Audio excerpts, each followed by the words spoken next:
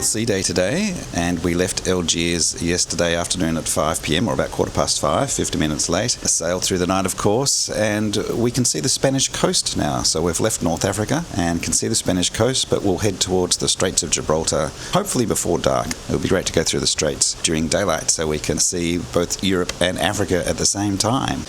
We have been incredibly lucky with the weather so far on this cruise. We seem to have threaded the needle and got clear days for our port days. We had some wild weather for the one sea day.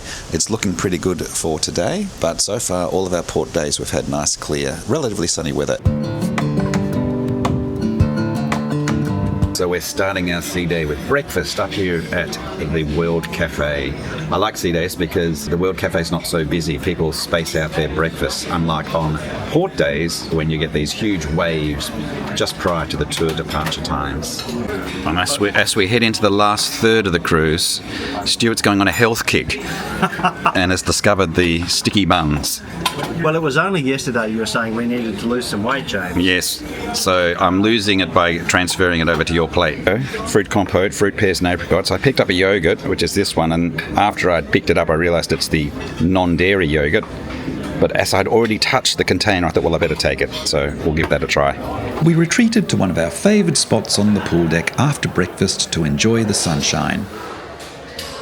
The Viking app allows you to review the daily program from wherever you are. It is fair to say that Viking doesn't host a lot of high-intensity physical activities during a sea day, although there was line dancing in the Torshavn nightclub at 2 p.m. However, you can always go to the fitness centre if you want to raise your heart rate. Otherwise, the scheduled activities involve board games, trivia, name that tune, and of course plenty of lectures. Consequently, the ambience of a Viking cruise is one of calmness and relaxation. There are lovely spaces to sit and read a book, and that seems to be the preferred activity of most on the ship.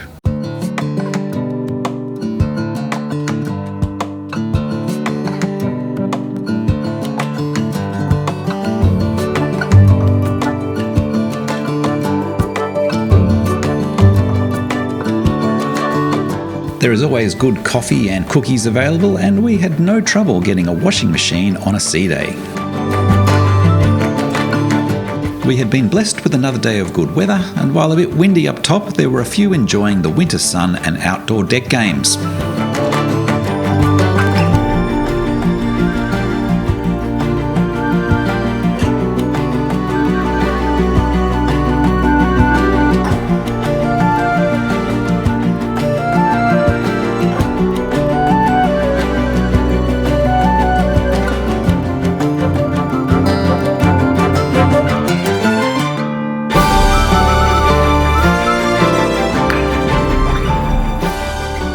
As late afternoon approached, I went with Stuart to his parents' cabin, who had invited us to enjoy their complimentary champagne as we passed the Rock of Gibraltar. So come on in. Cabin 5019, a PV, was it a PV1 or a PV2? PV2. Oh, you look like you've made yourself at home there, Stuart. I do. Da-da. Oh, there we go. And under there, what we've got is a champagne that's not been opened, so I thought we'd better celebrate Rock of Gibraltar with the champagne. When you even get some glassware.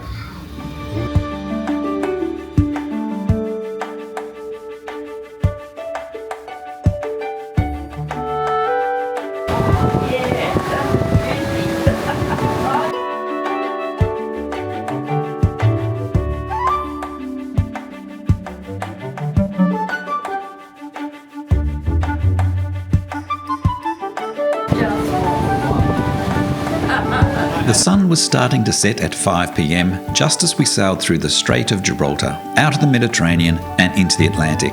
Our compliments to the captain for this impeccable timing. So I can see Europe and Africa at the same time.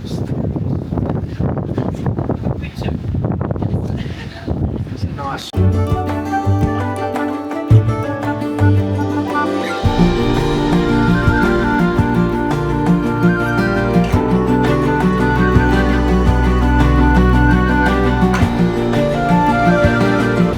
Get a good shot? Look at this one, James. Oh, look at this. Just as the sun was setting on the ocean, and we passed through the Pillars of Hercules.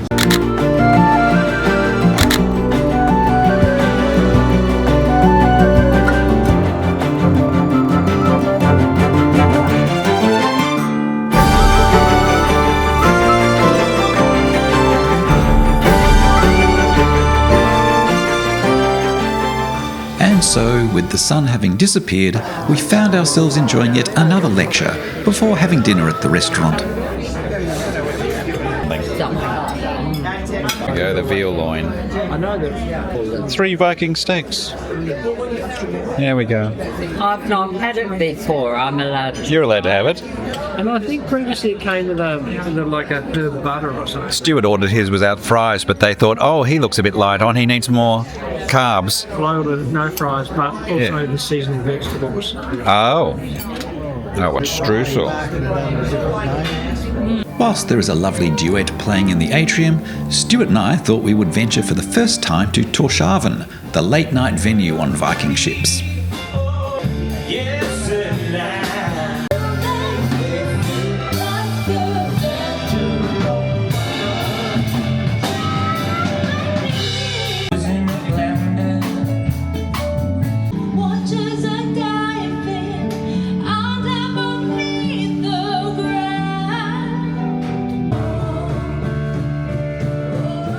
We sailed through the night and worked to find the ship already docked in Casablanca. Casablanca today, it's about 7:15 and it's not light yet. We have a tour today to the old Portuguese town of Jadida. We'll run up, get some breakfast, then head down to the pier side to meet our tour group. Not the most attractive port. Breakfast at the World Cafe.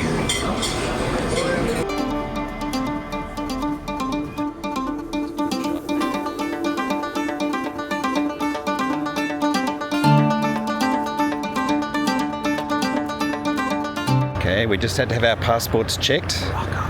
So we went through passport control. They just glanced at them to get into Morocco. Yeah. Our first stop was the Grand Mosque, but our schedule did not allow us to get out of the bus, so this is the only vision I could capture. To be honest, I felt we saw more from 5,000 feet when we flew into Casablanca 4 weeks earlier. Jadida is a town about 100 kilometres southwest of Casablanca. However, the bus takes the scenic coastal route, and we pass through a more modern Morocco before hitting the open road.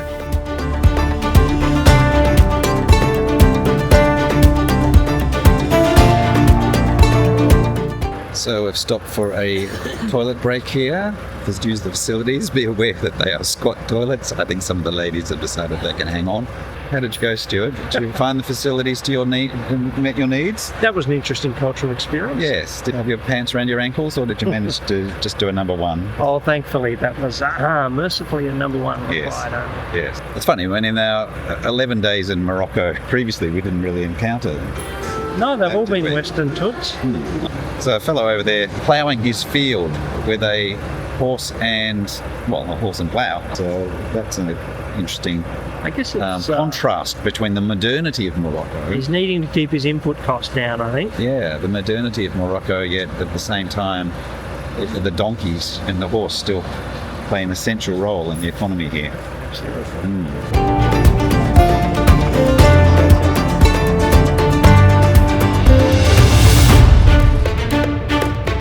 So we've just left the bus in Jadida. It's 2 hours since we left the ship, so it took 2 hours to get down here, including a couple of drive-bys of the mosque in Casablanca and the rest break. So it's now 10:45 in the morning, and we're outside the city walls of the old Portuguese city of El Jadid. It's the Portuguese flag above the gate. The fortified city of El Jadid was built by the Portuguese in the 16th century and was incorporated into Morocco in 1769. It was designated a UNESCO World Heritage Site in 2004. One of the most noteworthy sites mentioned in the Viking tour description is the underground cistern. However, unbeknownst to us, that is currently closed and so we didn't see it. Nonetheless, we were given an interesting tour around the old fort.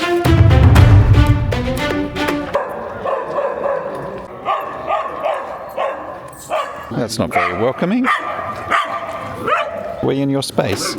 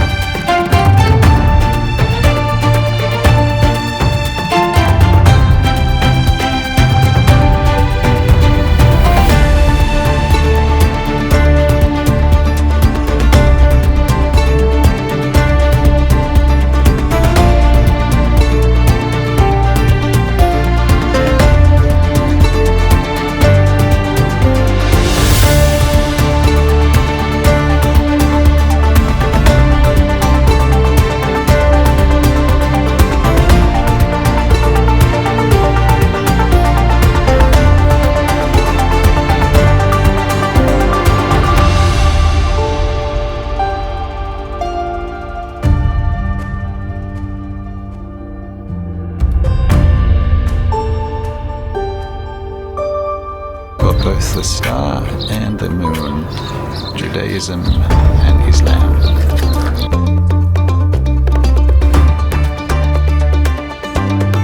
We were led to a bakery where we could look through a door at the local bakers using the communal oven. We each had a turn, and here is my 4 seconds worth. After that, we were taken to a local cafe for a gratifyingly simple sandwich lunch. There was a choice of chicken, meatball or vegetable sandwich. Beautiful. After lunch, it was back on the bus for a drive through El Jadid and then back to Casablanca.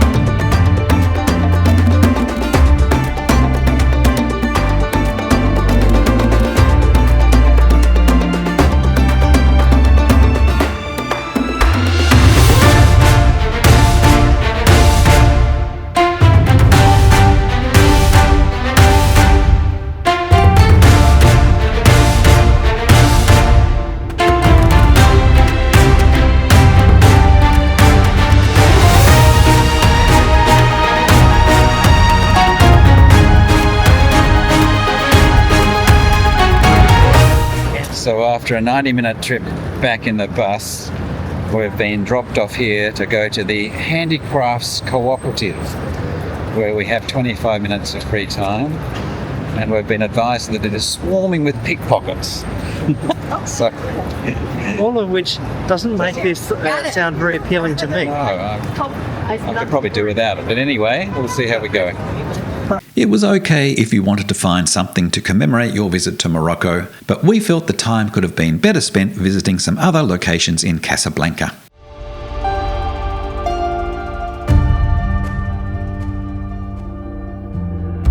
It's at 3:20.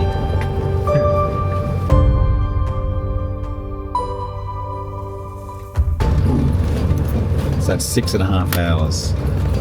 It was only 90 minutes or so until sail away, but the time was easily spent enjoying the Moroccan sunshine on the open decks.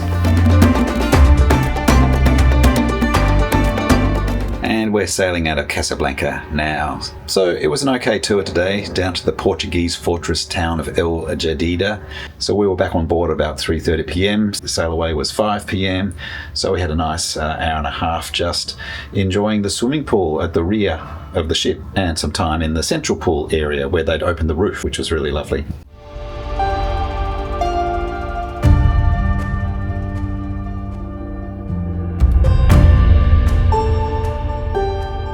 Once again, we managed to squeeze in another lecture before having dinner at the World Cafe. So because we're in Morocco, it's Tagine night in the World Cafe. It's a selection of tagines, Moroccan food. It's the Tagine buffet. Look at that. Stu's going to dive into the chicken tagine. Okay, so I've got both lamb tagine and chicken tagine, and I just threw some lobster on as well. Cherries, Jubilee, layer cake, and a chocolate fountain. That evening, we returned to the theatre where the entertainment team, who all hail from the United Kingdom, gave us an evening of country and western music.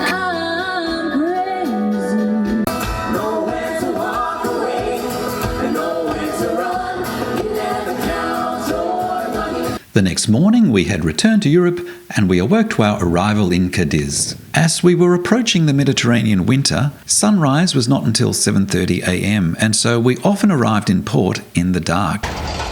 The morning began with a trip to the Explorers Lounge and Mamson's for breakfast, and then watching the crew practice a man overboard drill. They have the most wonderful pumpernickel in Mamson's. Beautiful.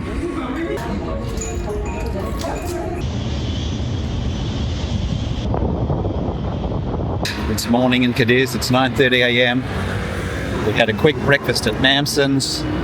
We saw the man overboard drill that they were engaging in, the crew. No actual men were overboard. There was no one actually overboard, just a dummy. And so we're doing a self-guided tour of Cadiz. It's actually really nice to be self-guided again after 3 port stops where we did tours, which, to be honest, I find a bit tiresome, particularly being on the buses for so long. Yeah, a long time on the bus is not great. Yeah. But we just like walking. And Cadiz is the spot for that. Yes, so self-guided today. Everything's pretty local. It's great when the port just pulls up right where, the city starts. So. Cadiz, of course, is the port where many will take a tour to Seville, and those passengers had left quite early that morning. We had never been to Cadiz, however, so we wanted to explore the old town by ourselves.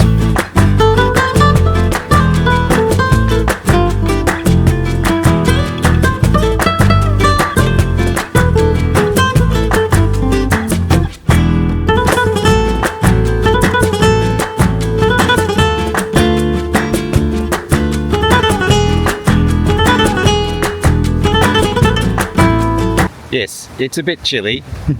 It's about 13 degrees, wind off the sea. But when the sun hits you, it's nice. But it'll warm up. It's only about 10 a.m. Do you notice the difference between the Atlantic breeze and the Mediterranean breeze? Oh, it's quite a bit chillier. There's a significant edge on the Atlantic breeze. Yeah. Feeling this morning. Yeah.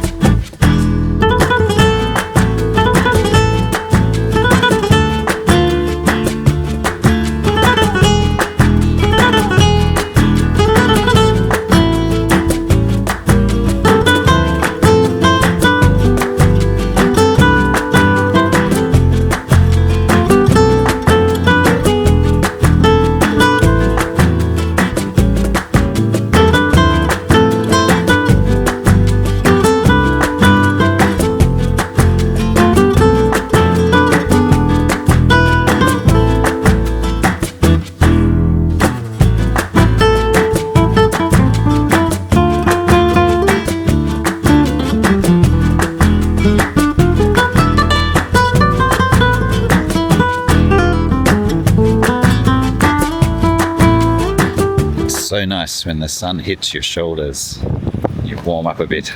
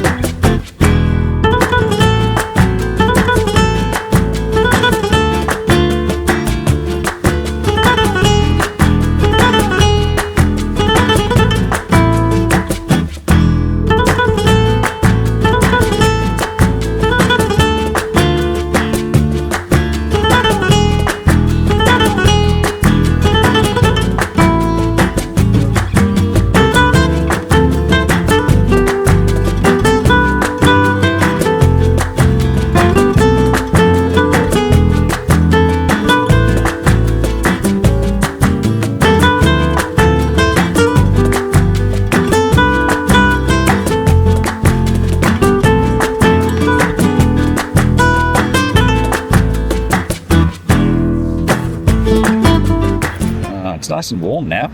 Yeah. It's beautiful and warm. When you're out of the wind. Once you're out of the wind, it's lovely. It's a weird cat village down here.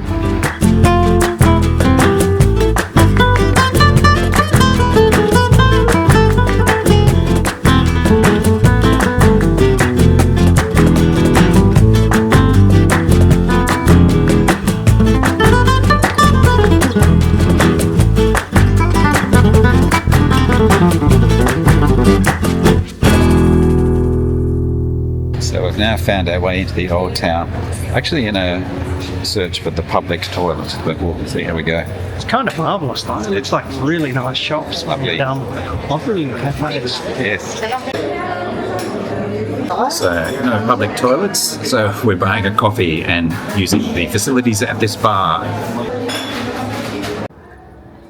Entry to the Roman theatre, quite hidden away in the back streets. So we're in the Roman theatre of Cadiz.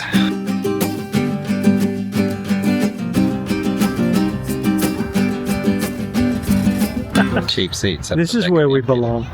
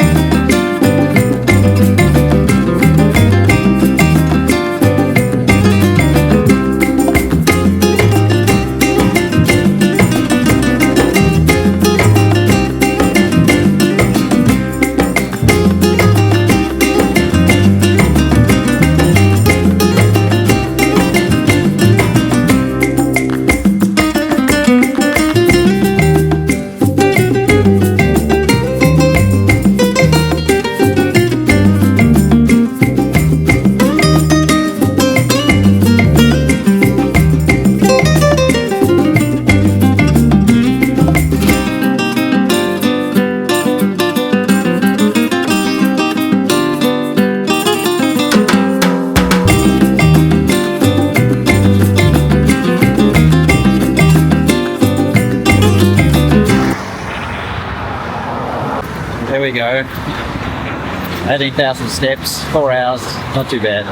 Not a bad day in Cadiz. I think we saw a fair bit of Cadiz.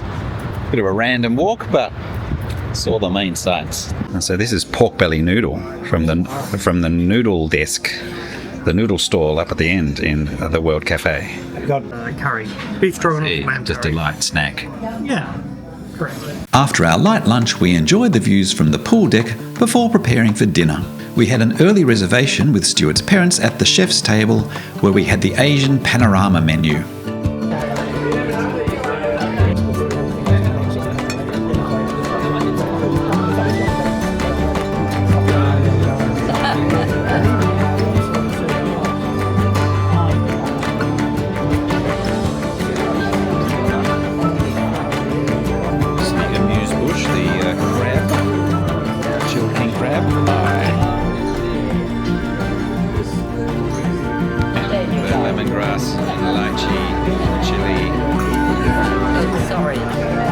Go ahead. No, I'll be playing music over there.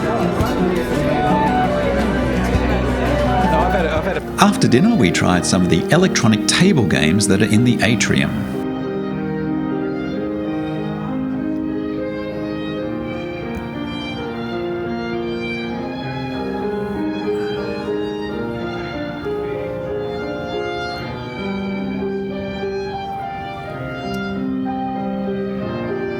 There you go.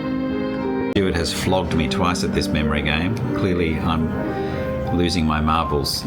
And with that, we pushed off from Cadiz to return through the Gibraltar Strait and set course for Malaga, which will be our last port stop on this cruise before disembarking in Barcelona. If you would like to see our final episode for this series, please make sure to subscribe to this channel.